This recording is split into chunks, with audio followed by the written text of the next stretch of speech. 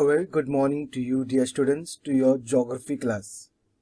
Today we'll continue our chapter number 6, Land Use Part 3. Now in the second part, we learnt about urban land use, commercial land use, residential land use, transport land use, public utility area, recreational land use and mixed land use. I hope you all remember that. Now in the third part, we'll be learning about something more. We'll be learning about the documents required for building your house. Yes, this is a very important part. These are the documents which are required for building your house. Also similarly, we will learn about how cities are planned. For example, you see the back picture over here. This is a picture of the city of Chandigarh.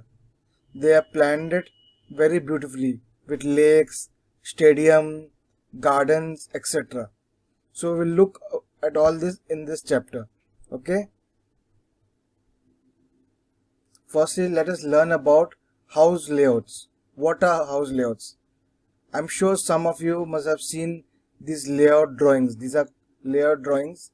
These are 2D drawings and these are 3D drawings. These are made by architects. Okay. These are architects who make the drawings depending on what you need. Your requests and styles. How many rooms you want. How many bathrooms, hall, bedrooms, porch, sitting area, parking, garden. You have to plan and tell them what are your requirements and they draw it. And then you can plan your house like that. The house and courtyard is made depending on the area of the land the person owns. Like this, you can plan your house on your own land. You see, these are different rooms are there over here. There's master bedroom, there's the hall, there's the dining room over here, kitchen is over here, then there is the porch over here, the balcony is over here. You can have a car parking. All this you can have in your house. Here you can see the sitting area over here, hall, bedroom, your master bedroom. This is the area where you can wash your clothes and all. This is the toilet area. Here also the similar another drawing. These are 3D drawings and this is a 2D drawing. Now this is based on your area of your land. Depending on the area of the land, the architect will tell you that this much area is there and you have this much space. What do you require? And then he divides your area and makes the drawing according to what you like. What is your requirement? Let's go ahead. Now for this he requires to know about the area of the land. Who is the owner of the land? How will we come to know? By this 712 extract. It's also known as Satbara. 712 extracts, also known as Satbara, and property card. Now what is 712 extract? One can get to know under whose ownership the land is from the 712 extract. The extract is a record kept by the Public Revenue Department. Serial number 7 and 12 are distinctive sections of the law pertaining to the ownership of the land. Who is the owner of the land? Who are the subdivided people who are owners of the land? All their names will be given on the Satbara. Next we go to the property card. What is the property card? Ownership of non-agricultural land is recorded on the property card. Which there are some land which are non-agricultural land and there are some lands which are called as agricultural land. Now agricultural lands also can be converted to non-agricultural land and then only you can build.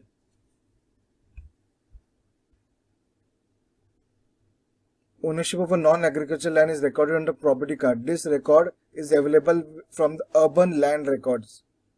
It has information like city survey number, plot number, amount of tax, area of the property assessed, and right to access. So it shows you everything regarding how much tax has been paid, how much is left, what is the plot number, your area, and who has right to access, who are the people, who are the owners. It tells you everything. So that comes under property card. Now let's go to the explanation. I hope you have understood part 2. Now in explanation of the part 3 we will be learning about transitional areas and suburbs, planned cities, ownership of land and ownership rights, 712 extract. I already told you it's called Satbara. And how is the Satbara or 712 extract read? How will you read it? And lastly, about property card. You learn about in this third part. Pay attention, children.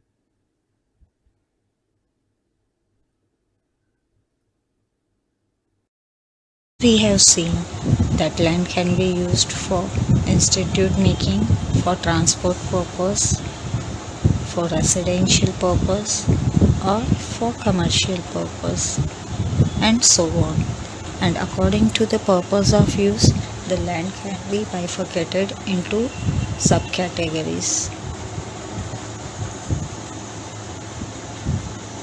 So land use is the function of land, what it is used for.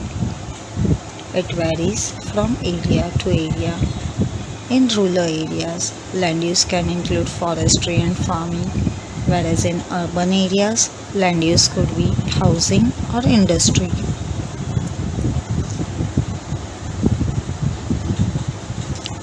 So, in other terms, land use is the way or purpose for which land in a region is used. The interaction between geographical factors and man have resulted in land use.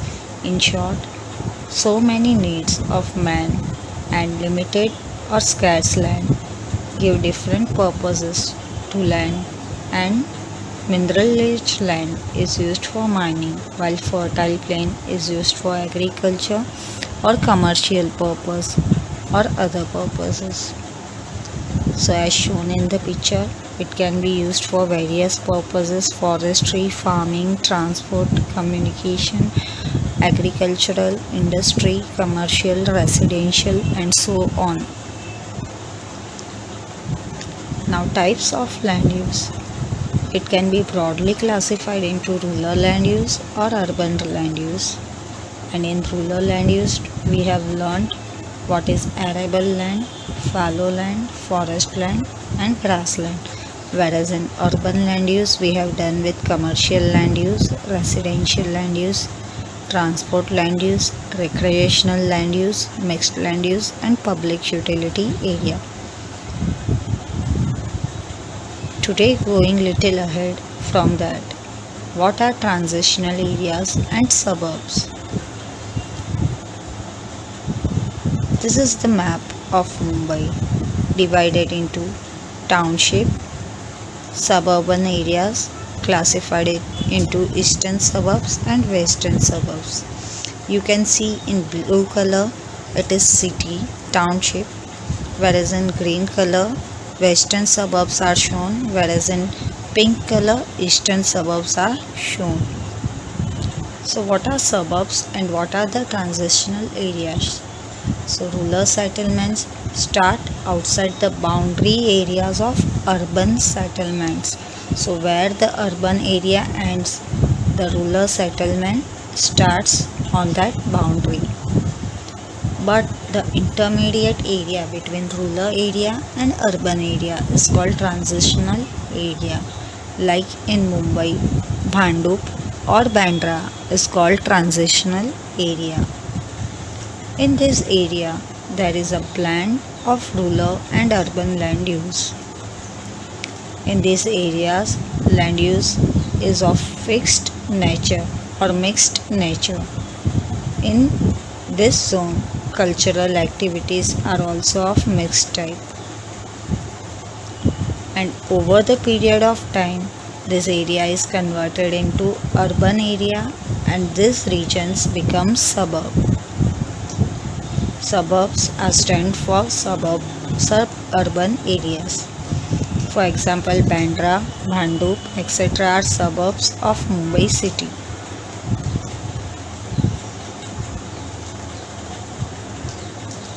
Here, different type of land use in Bandra area. This is commercial or official land use, while this is residential land use.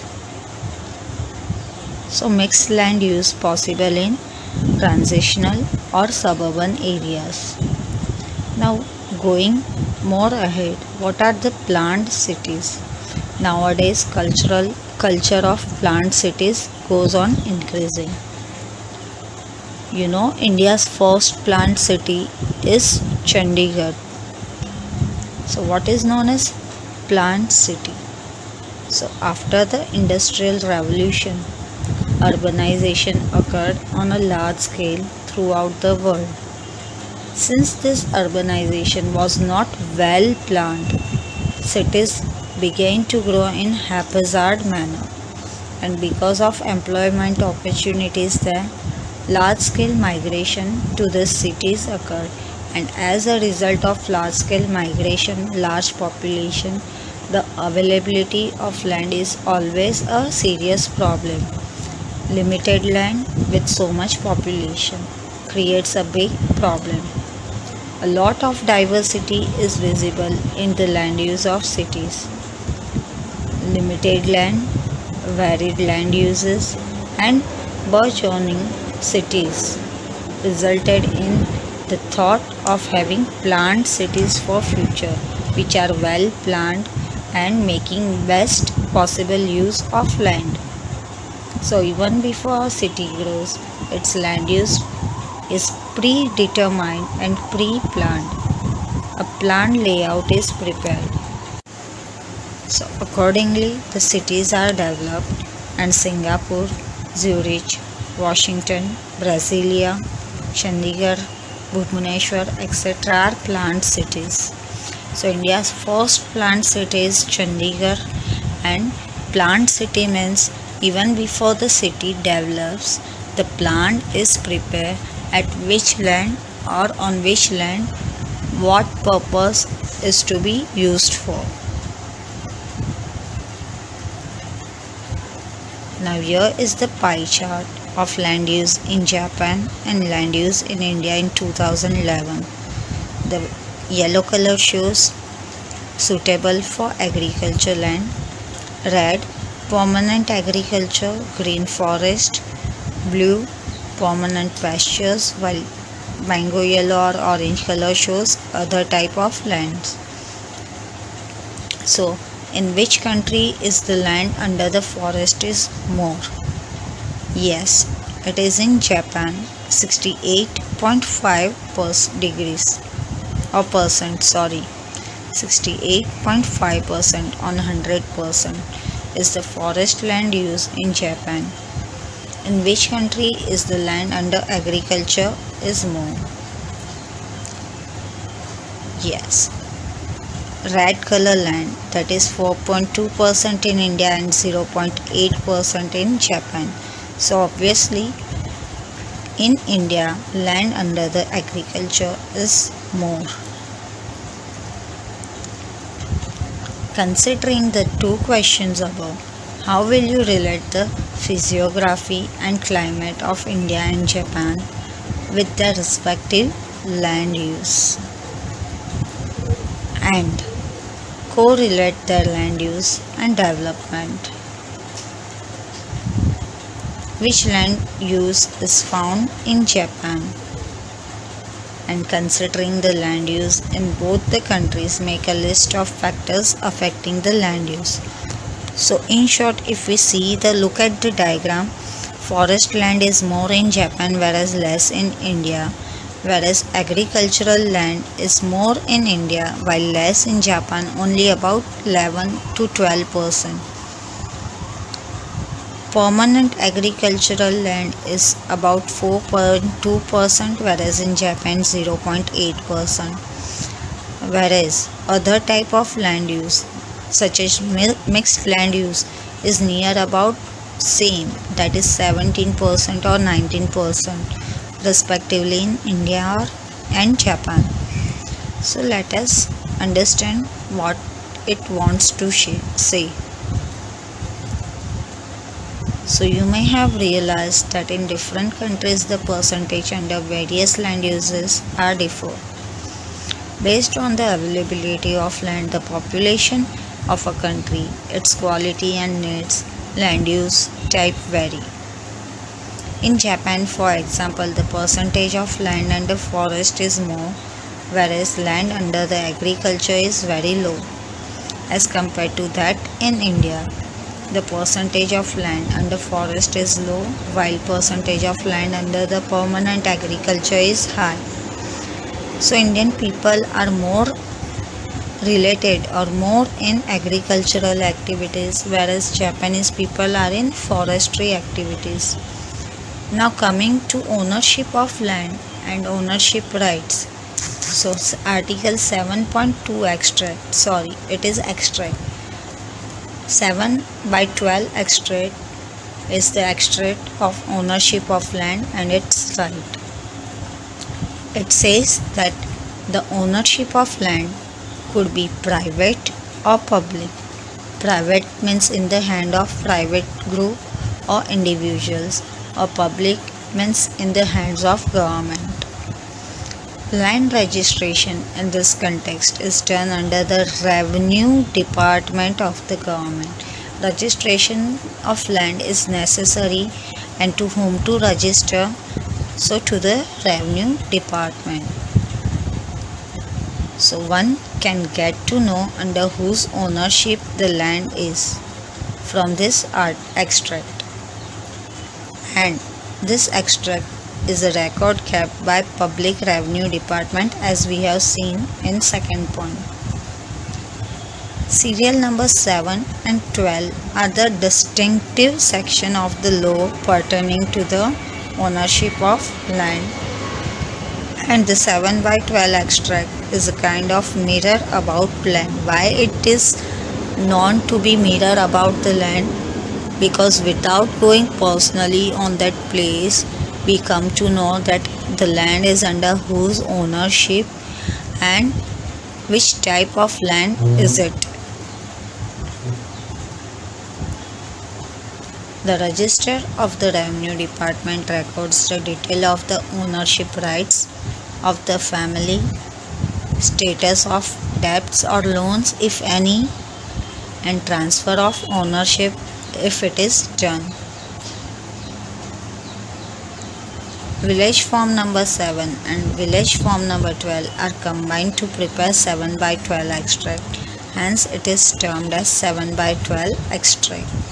And these village forms are available with talati of every village for land and revenue collection purposes.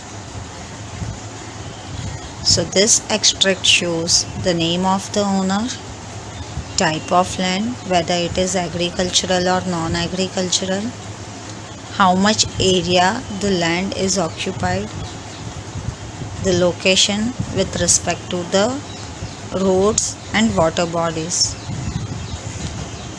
easements, that is accessible roads to the land, and details of loan if any, details of tax paid or unpaid, and details of any pending litigation.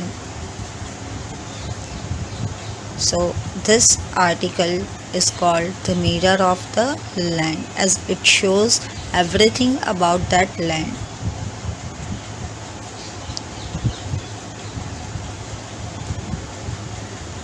So how is the 7 by 12 extract read? I. Occupant class 1 means the land over which ownership rights are available through generation. This is ancestral property. Occupant class 2 means land given by the government to the marginal farmers or landless peoples. And if you know, now all things is digitalized in India.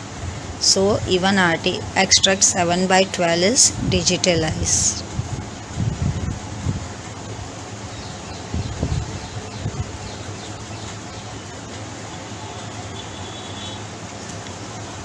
Another important term, property card. So ownership of non-agricultural land is recorded on the property card, and this document shows the ownership right and the area of property the one is holding in urban area. It has the following information: city survey number, plot number of the land, amount of tax, area of property assessed. Just see, sometimes your society property card, you can come to know all about this and try to assess. Even this is also digitalized. This is the bar diagram of general land use and its changes in India, while this is the pie diagram which you have to solve as assessment. This is short diagram about what the chapter is about. Factors affecting land use are: in rural areas, climate, soil, type of slope, natural resource, government policy, as rural land is mainly used for farming and forestry, whereas in urban area, the location, how nearness or far it is from highway or station. Then natural resources available to it, housing policies, transportation routes, industrialization, playgrounds, facilities, government policies, etc. So today we have learnt about various types of lands, then ownership of land, right, property tax, etc. So here we are ending this chapter.